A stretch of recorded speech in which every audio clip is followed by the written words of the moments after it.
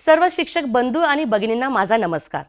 आज आपण बेरजेची शाब्दिक उदाहरणे सोडवण्याची प्रत्यक्ष कार्यवाही कोणती, त्याचबरोबर उदाहरणे सोडवण्याचा सराव विद्यार्थ्यांकडून करून घेत असताना अगदी सोप्या व रंजकतेने कसा करून घ्यायचा आपण पाहणार आहोत। मग शाब्दिक उदाहरणे सोडवण्याचं किंवा सोडवायचं म्हणजे करायचं काय?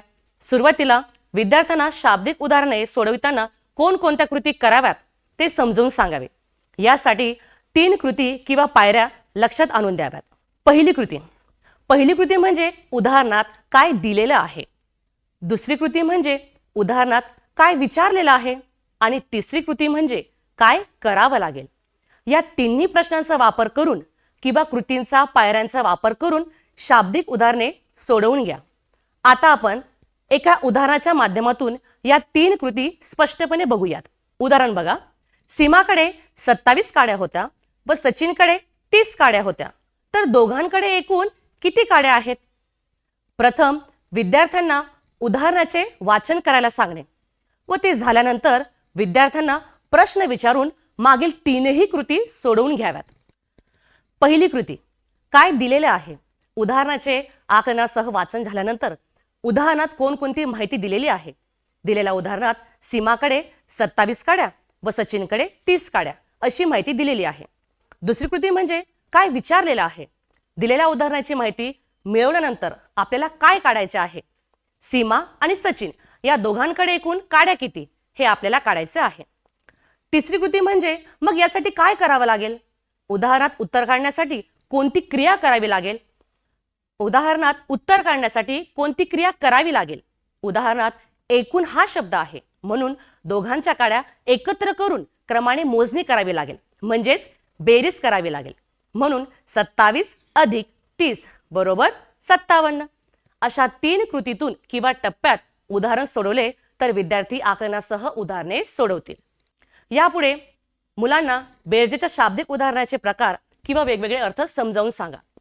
विद्यार्थ्यांना शाब्दिक उदाहरणाची कार्यवाही समजून दिल्यानंतर ती उदाहरणे नेमके कोणकोणत्या पद्धतीने येतात ते आपण पाहूया। पहिलं आहे एकाच संचात भर टाकणे। यावर आपल्याला एक उदाहरण स्पष्ट करता येईल। रवीकडे 40 मणी होते व त्याला श्यामने 20 मणी दिले, तर त्याच्याकडे किती मणी झाले? या उदाहरणात रवीकडे 40 मणी आहेत आणि त्याला आणखी श्यामने 20 मणी दिले, म्हणजे रवीच्या 40 मणीच्या संचात 20 मणींची अजून भर पडली। म्हणजे 40च्या पुढे क्रमाने 20 मोजले तर उत्तर येईल 60, म्हणून रवीकडे एकूण मणी आहेत 60। दुसऱ्या अर्थाने येणारे शाब्दिक उदाहरणाचा प्रकार बघा, 2 वेगवेगळे संच एकत्र येऊन तिसरा संच तयार होणे। खुशीकडे 32 गुलाबाची आणि 24 झेंडूची फुले आहेत, तर तिच्याकडे एकूण किती फुले आहेत? या उदाहरणात 2 वेगवेगळे संच आहेत।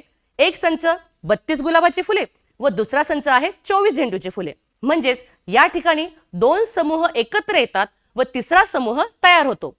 32 अधिक 24 बरोबर 56, एकूण फुले आहेत 56। यापुढे आता आपण विद्यार्थ्यांकडून उदाहरणे सोडून घेत असताना कोणकोणत्या सोप्या पद्धतीने व खेळीमेळीच्या वातावरणातून कोणकोणत्या शैक्षणिक कृती करता येतील ते आपण पाहूया। पहिली शैक्षणिक कृती आहे दिलेल्या संख्यावरून शाब्दिक उदाहरणे तयार करा। टेबलावर संख्येची कार्ड्स मांडून ठेवावीत आणि एका मुलाला कार्ड उचलायला लावणे। समजा एका मुलाने कार्ड उचलले, त्यावर 75 ही संख्या आहे, मग इतर विद्यार्थ्यांनी उत्तर 75 येईल अशी उदाहरणे तयार करावेत। मुले यावर मजेशीर उदाहरणे तयार करतील, जसे माझ्याकडे 50 खडू आहेत, अजयने मला अजून 25 खडू दिलेत, तर माझ्याकडे एकूण खडू किती? या प्रकारे विद्यार्थी उदाहरणे तयार करतील। दुसरी शैक्षणिक कृती आहे कथा सांगून बेरजेची शाब्दिक उदाहरणे सोडवणे। जसे बघा, एक होते मगर आणि एक होते माकड, दोघांची मैत्री होती। माकड मगराला रोज झाडावरची गोड अंजीर खायला द्यायचे। एके दिवशी 30 अंजिरे मगराने खाल्ली, त्याला गोड अंजिरे खूप आवडली, मग त्याने आणखी अंजिरे मागितल्यावर माकडाने 30 अंजिरे त्याला दिलीत, तर मग मगराने एकूण किती अंजिरे खाल्लीत? अशा रंजक आणि मजेशीर गोष्टींच्या माध्यमातून विद्यार्थ्यांना शाब्दिक उदाहरणे तयार करून सांगावीत व ती सोडवून घ्यावीत। तिसरी कृती आहे नाटुकली बेरीज। वर्गात टेबलावर विविध वस्तूंची मांडणी करणे। उदाहरणार्थ बॅट, बॉल, बाहुली, वही, पेन, रंगखडू अशा विविध वस्तूंची मांडणी करून त्या त्या वस्तूसमोर त्यांची किंमत पण लिहावी। नंतर विद्यार्थ्यांकडून दुकानातील प्रसंग जसं एक छानसं नाटुकलं सादर करून घ्यावे।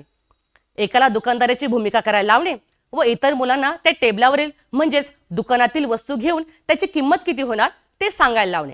उदाहरणार्थ बघा, स्वराजने टेबलावरून बॅट आणि वही घेतली. बॅटची किंमत आहे 40 रुपये आणि वहीची किंमत आहे 25 रुपये. तर दुकानदारास किती रुपये द्यावे लागतील? असे नाटुकले सादर करून विद्यार्थ्यांच्या कृतीयुक्त सहभागाने शाब्दिक उदाहरणे तयार करून घ्यावीत व ती सोडवावीत. नाटुकले सादर करत असताना वस्तूंबरोबरच इतर निसर्गातील वस्तूंचाही वापर करता येईल. जसे दगड, फुले, चिंचोक्या, बिया यांच्या सहाय्याने उदाहरणे सोडून घेता येतील. मुलांना गणित शिकवणं अवघड नको वाटायला म्हणून खेळीमेळीच्या वातावरणातून शिकवलं की त्यांची गणिताची घट्ट मैत्री होईल.